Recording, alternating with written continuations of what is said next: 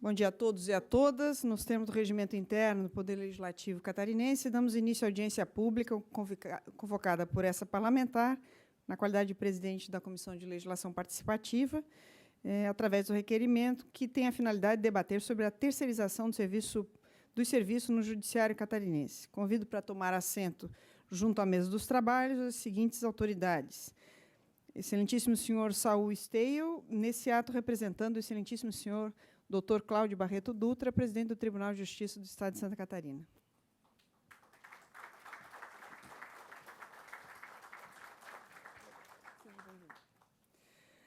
Doutora Magda Biavaschi, juíza de Direito, nesse ato representando o Centro de Estudos Sindicais de Economia e do Trabalho.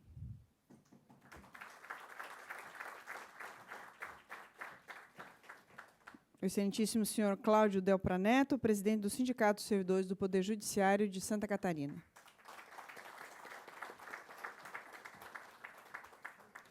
Senhor Volney Rosalém, secretário-geral da Federação Nacional dos Trabalhadores do Judiciário.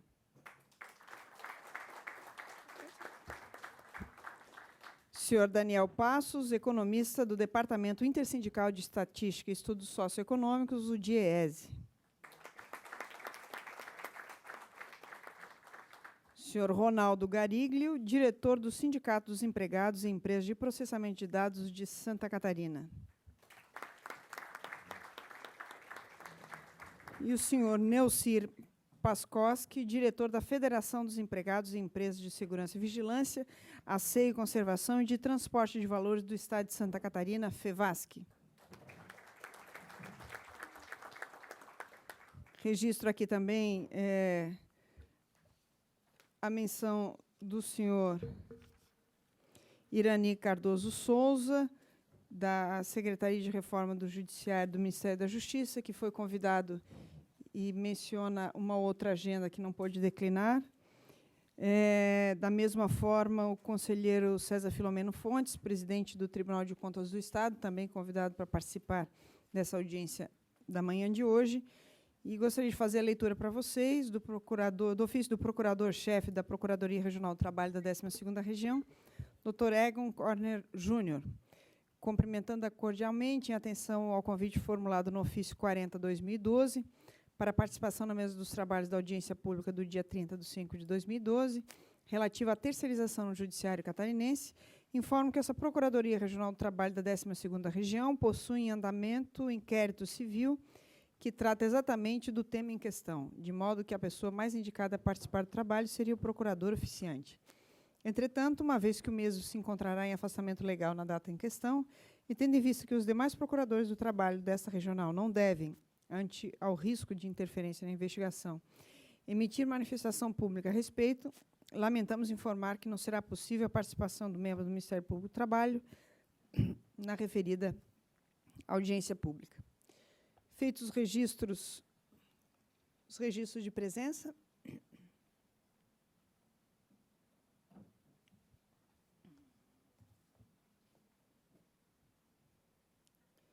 registro com satisfação a presença da senhora Ana Júlia Rodrigues, secretária-geral, nesse ato representando a Central Única dos Trabalhadores de Santa Catarina. Também do Dr. Júlio César Ferreira de Mello, juiz do Tribunal de Justiça do Estado de Santa Catarina, do senhor Rinaldo Feldman Filho, assessor especial da Direção-Geral Judiciária. Sejam todos e todas bem-vindos. A audiência pública da manhã de hoje foi convocada... Desculpe, probleminha de saúde. Foi convocada para debater a terceirização, mas nós queríamos, e atendendo algumas conversas que nós tivemos desde a convocação dessa audiência, fugir do debate simplificado que acaba trazendo o embate de trabalhador contra trabalhador. Aqui nós viemos debater as relações de trabalho que hoje permeiam o Judiciário catarinense. Não viemos fazer uma ode contra os servidores terceirizados que nos procuraram algumas vezes e expuseram sua situação. Ao contrário, nós entendemos que também os trabalhadores terceirizados são vítimas desse processo, né? O que nos toma de grande assombro é perceber que no Tribunal de Justiça de Santa Catarina, mais de 50% da força do trabalho hoje não tem um vínculo formal com o tribunal, e nós consideramos que, embora ainda seja um instrumento imperfeito, o concurso público ainda é a melhor ferramenta que nós temos de conseguir trazer para o serviço público os melhores quadros da sociedade. Nós convivemos também, e nisso já faço um apontamento ao representante do Tribunal de Justiça, para que possa nos auxiliar nesse esclarecimento. Nós temos 2 concursos públicos em andamento, em aberto, no âmbito do Tribunal de Justiça, e acaba sendo uma contradição nós investirmos ao longo do tempo na terceirização, já dispondo de quadros concursados e aprovados disponíveis para o Tribunal de Justiça. Dessa forma, nós gostaríamos de disponibilizar a primeira fala para o doutor Saul, aqui representando o Tribunal de Justiça de Santa Catarina. Excelentíssima senhora deputada, saudando Vossa Excelência, saúdo as demais autoridades que compõem a mesa. Nesse momento, eu queria dizer para Vossa Excelência que sou funcionário de carreira do Poder Judiciário e, a partir de hoje, por designação do presidente do Tribunal de Justiça, juntamente com o eminente colega Júlio, serei um canal do Poder Judiciário para dialogar com o Sindicato dos Funcionários. Eu peço licença a Vossas Excelências e aos funcionários que não me conhecem. Quando eu fui diretor do Fórum da Comarca da Capital, me deparei com uma situação onde 70% eram estagiários. Na minha gestão, projeto de lei que colocou no Fórum da Capital 120 funcionários. Eu dei posse a 92 funcionários. Nós temos uma situação onde precisamos, a cada dia, melhorar nossas atividades como forma de satisfazer uma melhor, ágil, célere prestação jurisdicional. Por isso, não pode estar divorciado funcionários e os demais órgãos do Tribunal de Justiça e da Justiça como um todo. Estou aqui para ser um canal de diálogo, de conversações junto ao Tribunal de Justiça e, nesta audiência pública, esclarecer pontos que devem ser colocados e observados para um melhor aperfeiçoamento de nossas atividades. Obrigado. Obrigada, doutor Saul. Eu gostaria de franquear a palavra para a doutora Magda Biavaschi, que é juíza de direito, e já mencionando que, num acordo anterior com o sindicato proponente dessa audiência de hoje, o Sinjusc, permitindo que ela tenha mais tempo de fala, em virtude que veio aqui também nos ajudar um pouco nesse debate teórico acerca da terceirização. Então, doutora Magda, à sua disposição. Bom dia. Quero cumprimentar meus companheiros de mesa e cumprimentar todos aqui, que estão aqui conosco para discutir esse tema, que é candente, que diz com um dos temas cruciais hoje no mundo do trabalho. Já fui apresentada, eu sou pesquisadora do CESIT. O CESIT é um centro de estudos sindicais e do mundo do trabalho do Instituto de Economia da Unicamp. E estou lá na condição de pesquisadora, né, colaboradora desse centro. Mas a minha fala vai ser uma fala de quem foi desembargadora do trabalho, né? Eu sou desembargadora do trabalho aposentada do TRT4, e que compreende a terceirização a partir desse lugar, dessa fala, e também como pesquisadora. Eu, desde 2007, eu defendi meu doutorado no Instituto de Economia e defendi meu pós-doutorado no Instituto de Economia, e desde 2007 eu estou integrada ao grupo de pesquisadores, pesquisando exatamente terceirização. Então, a gente está olhando, é uma pesquisa que vem desde 2007, financiada pela FAPESP, é um pouquinho isso que eu vou falar. A gente está olhando a terceirização como uma expressão desse fenômeno mais geral do capitalismo, agora na sua versão financiarizada, ou seja, um capitalismo contemporâneo, desregulamentado, e que, na sua expressão pura, não quer diques, não quer obstáculos ao livre trânsito do seu desejo insaciável de acumulação de riqueza abstrata. Então, a terceirização, assim como foi a ALCA, assim como a desregulamentação das normas de proteção ao trabalho, A terceirização é uma das expressões desse movimento. Então, ela não é tópica, ela não acontece aqui em Santa Catarina, né? Ela não é um fenômeno localizado, ela é uma expressão mais geral desse movimento do capitalismo na sua fase atual, na sua fase contemporânea, onde os diques, ou os obstáculos, ou a regulamentação que freiam esse livre trânsito rumo à acumulação de riqueza abstrata, esses diques são vistos como problemas, como pedras no sapato e que precisam ser eliminados. Então, é a partir dessa compreensão que a gente vai falar um pouquinho da terceirização. A terceirização é uma das formas de contratar que mais cresce no Brasil, ultimamente, né? Tanto no serviço público como no campo privado, e especialmente no serviço público. Nós vamos ver a terceirização, a gente analisa a terceirização a partir de duas óticas, ou de duas formas de compreender esse fenômeno. Tanto do ponto de vista interno, aí é a terceirização visualizada como um terceiro que entra na relação capital-trabalho e rompe com o binômio empregado-empregador. Essa é uma das formas de se compreender a terceirização. Mas ela é muito mais ampla do que isso. Então, a gente compreende na pesquisa, essa pesquisa que vem desde 2007 no CESIT, financiada pela FAPESP, a gente compreende a terceirização do seu ponto de vista externo, amplo, envolvendo não só o ingresso de um terceiro na relação empregado-empregador, mas também outras formas de obter aquele material essencial para a produção, por exemplo, né? Ou de obter a força de trabalho sem que esse binômio se rompa.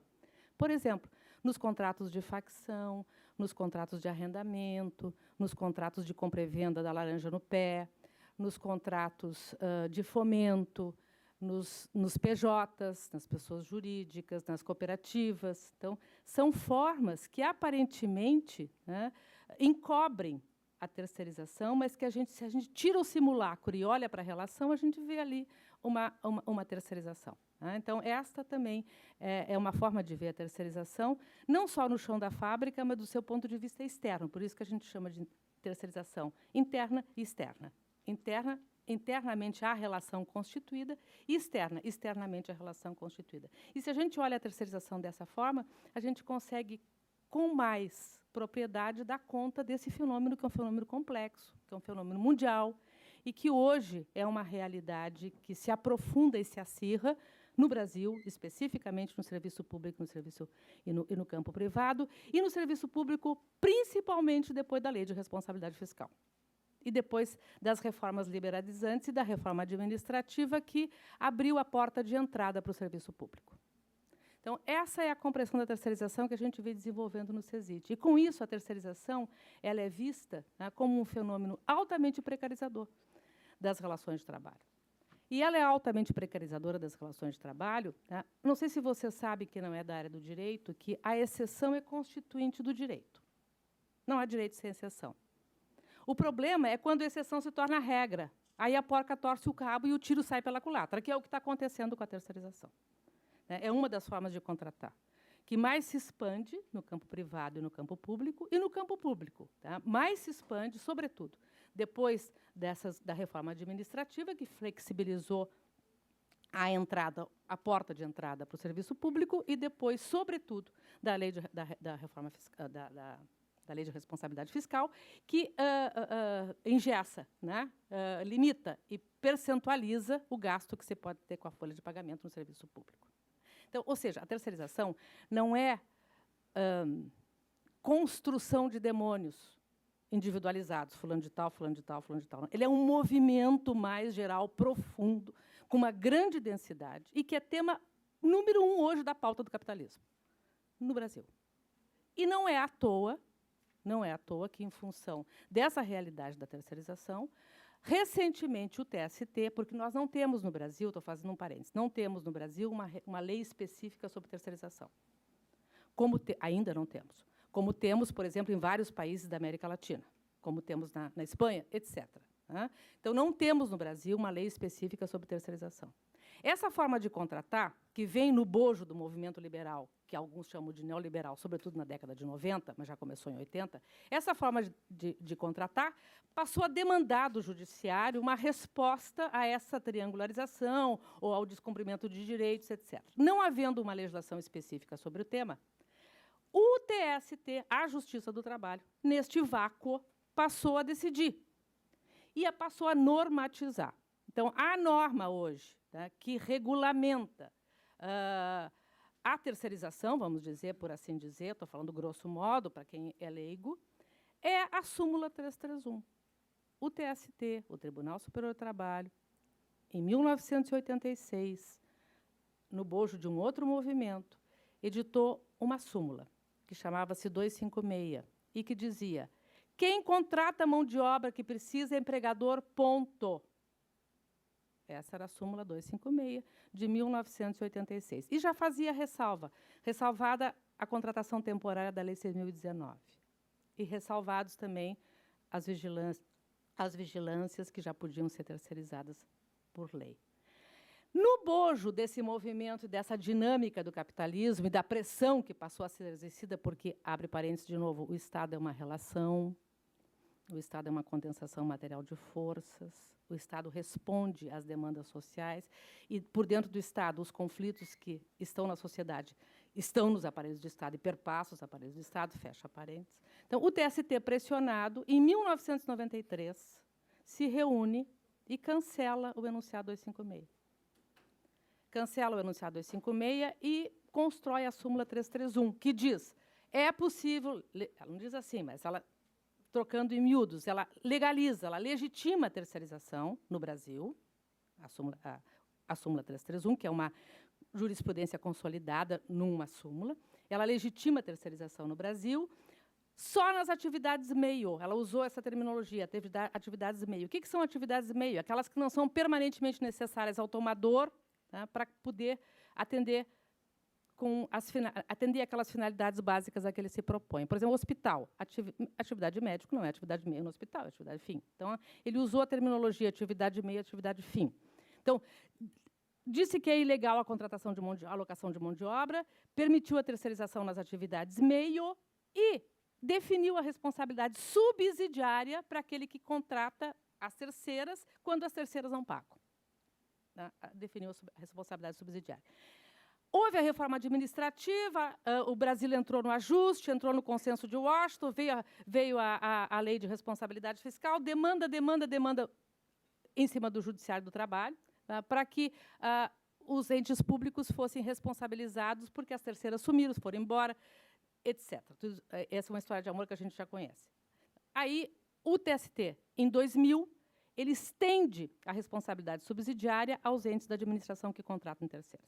Então, desde 2000, pelo enunciado, pela súmula 331, os entes da administração que contratam terceiras, a Justiça do Trabalho, por exemplo, está hoje sentada no banco dos empregadores inadimplentes porque ela contratou terceiras que não pagaram, por exemplo. Então, estende a 331 a responsabilidade para os entes públicos. Aí começou a ver agora as execuções, porque, na realidade, a responsabilidade subsidiária, um paga, quem não paga vai para o outro. Começou a ver a execução e começou a ver a movimentação e a pressão. Roriz, governador Roriz, entrou com a ADICOM, Ação Direta de Constitucionalidade, com relação à Lei de Responsabilidade Fiscal, para que o Supremo dissesse que é constitucional o artigo da Lei de Responsabilidade Fiscal, que diz que o ente público não é responsabilizado ou responsabilizável pelos direitos trabalhistas não adimplidos pelas terceirizadas. O Supremo Tribunal Federal, no final de 2010, depois de discutir muito essa matéria, vista, decidiu, por maioria de votos, que chama-se ADCOM número 16, Ação Direta de Constitucionalidade número 16, que esse dispositivo é constitucional. Para e passo, a súmula 331 do TST diz que o ente público que contrata quando há o inadimplemento é responsável subsidiário. Houve um conflito, uma tensão.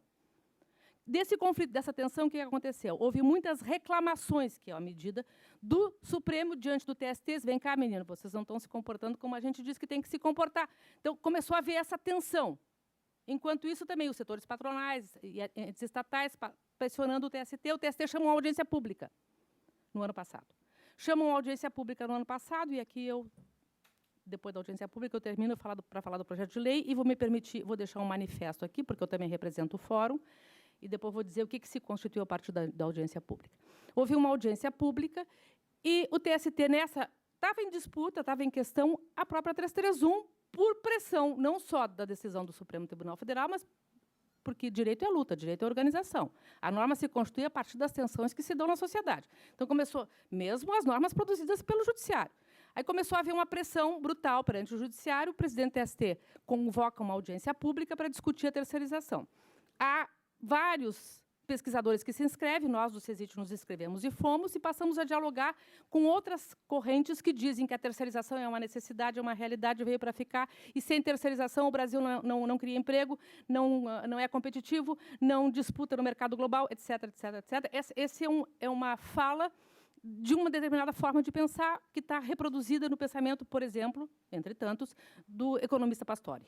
O economista Pastore estava na audiência pública, assim como estavam os economistas Márcio Postman, CESIT e vários outros economistas que dialogaram com Pastore, porque nós, no CESIT, temos uma compreensão diferente. Nós entendemos que não é na regulação do trabalho que nós vamos resolver os problemas de competitividade do Brasil. E que a terceirização, se cria postos de trabalho, cria postos de trabalho precário, que a regulação, sim, a regulação ela serve, ela existe para estabelecer um patamar civilizatório no país, para cumprir os desígnios constitucionais da dignidade da pessoa humana e do valor social do trabalho. Agora, ela não cria emprego, ela não torna o país mais competitivo, isso se dá de uma outra forma, não é na regulação do trabalho que nós vamos conseguir resolver esse problema. É no crescimento econômico, é no desenvolvimento econômico, são nas políticas macroeconômicas, é no investimento público, é no crescimento, é outra forma.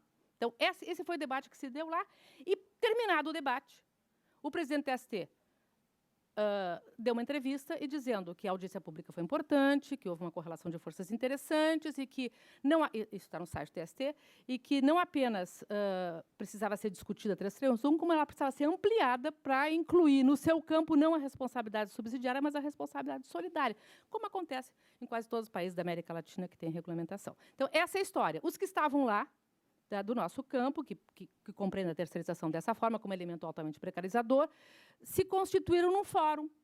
E hoje existe um fórum que é constituído pela CUT, é constituído pela Intersindical, pela CTB, pela ANPT, Associação Nacional do Ministério Público do Trabalho, pela ANAMATA, Associação Nacional dos Magistrados do Trabalho, pela LAU, Associação Latino-Americana de Advogados Laboralistas, pela ALJT, Associação Latino-Americana de Juízes do Trabalho, e vários pesquisadores, nós do CESIT, não podemos participar porque nós não somos uma entidade de representação, assim como o DIES também não é uma entidade de representação. Mas eu e Dari, diretor do CESIT, e eu, pesquisadora, integramos o fórum, porque o fórum pode ser integrado por pesquisadores, por interessados no tema. Então, esse fórum é amplo, está aqui o manifesto do fórum, depois, se houver tempo, a gente lê, e o meu tempo já está terminando, e esse fórum se constitui também, topicamente, em função de um projeto de lei que está em discussão na Câmara dos Deputados e que está pronto para ser votado na CCJ, que é o substitutivo do deputado Santiago e que não contempla os 5 pilares que o Fórum elegeu e que também o projeto das centrais, que está na Casa Civil, contempla, que elegeu para ser os 5 pilares constituintes de uma regulação que se faça decente no Brasil. E porque nós compreendemos, o Fórum compreende, que um dos grandes problemas da terceirização, no sentido precarizador, não é só e é importante isso, a desigualdade do ponto de vista do tratamento salarial e de condições de trabalho, mas é, sobretudo, o acirramento da fragmentação da organização sindical. Um dos grandes malefícios da terceirização é porque ele cinde a profunda cisão da organização sindical dos trabalhadores. Então, esse é o grande malefício da terceirização, além de criar situações de alta discriminação, de desigualdade no setor do trabalho, desigualdade remuneratória e também de não estabelecer uma responsabilidade solidária do ente que contrata, e então esses pilares e proibindo a terceirização nas atividades essenciais. Esses 5 pilares são fundamentais, estão no manifesto, e o projeto de lei que está para ser votado na CCJ não contempla, que é agora o substitutivo do deputado Santiago, do PV, não contempla esses 5 pilares.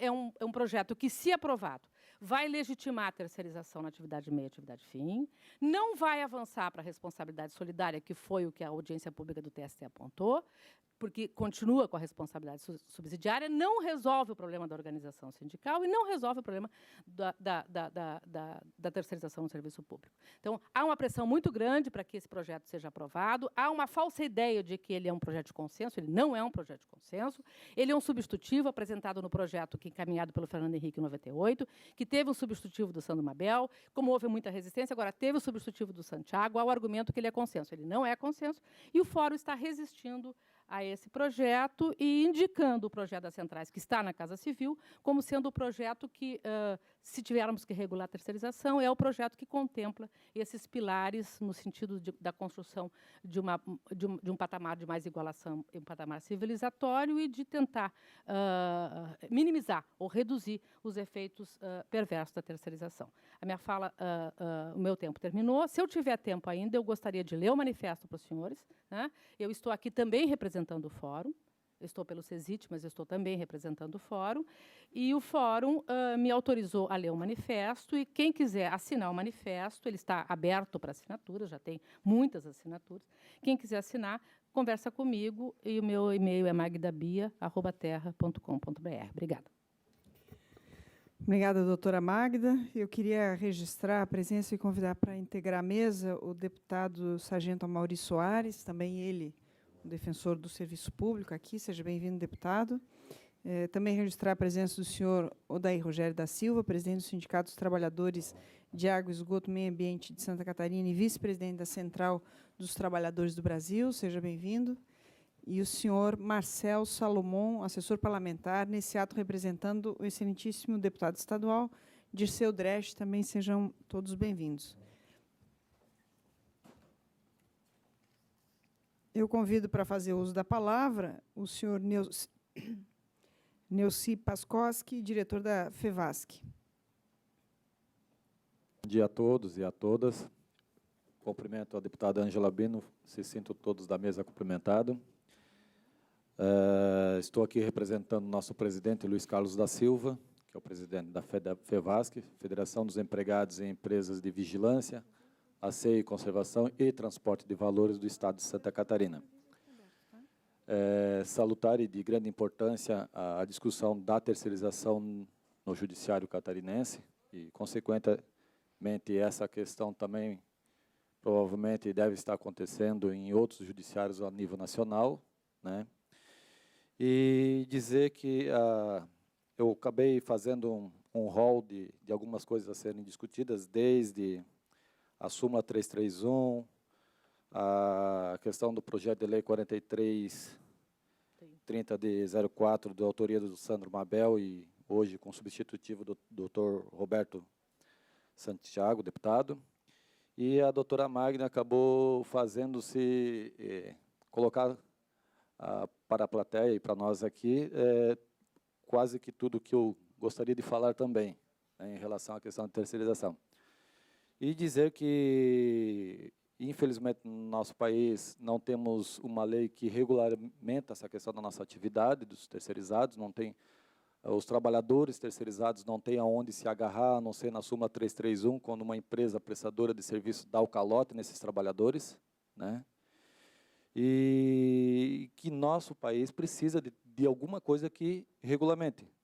Não defendo aqui essa PL do 4330 ou outros PLs que existem dentro do Congresso Nacional. O que eu defendo é que nós temos que, de um ou outro, partir de um ponto inicial, para dar uma solução nessa questão da terceirização em nosso país. A questão da precarização dos serviços desses trabalhadores, das condições de trabalho dos trabalhadores, condições de saúde, questões salariais, que são bem diferentes dos concursados, dos contratados diretos por empresas privadas e que recebem bem menos, como vocês todos têm conhecimento, do que deveriam receber.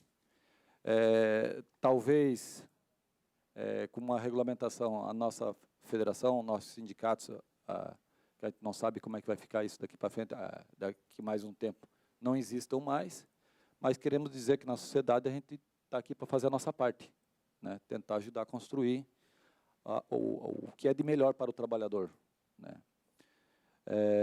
Então, minha fala é nesse sentido, e agradecer de antemão o convite feito para a gente estar presente aqui discutindo essa situação com todos vocês. Obrigada, Neucir. Eu registro também a presença do senhor Alexandre Mello, diretor do Sindalesc, o sindicato aqui da Assembleia Legislativa, e convido o senhor Ronaldo Gariglio, diretor do Sindicato dos Empregados e Empresas de Processamento de Dados de Santa Catarina. Bom dia a todos, em especial a deputada Ângela Albina, que teve a iniciativa, juntamente com o Sinjusc, de discutir esse grande tema, que não é atual, ela vem ao longo de várias décadas, né? E dizer que os trabalhadores terceirizados dentro dos poderes judiciários, né, são representados pelo sindicato, né, a qual é a majoritária. E por que eu digo isso? Foi colocado 2 dados alarmantes aqui nessa audiência pública. Que 50% dos trabalhadores são terceirizados, né? Segundo, que há alguns anos atrás, 70% eram estagiários. E a pergunta, que não é minha, né, mas é um questionamento que a sociedade faz. A pergunta que fica no ar é: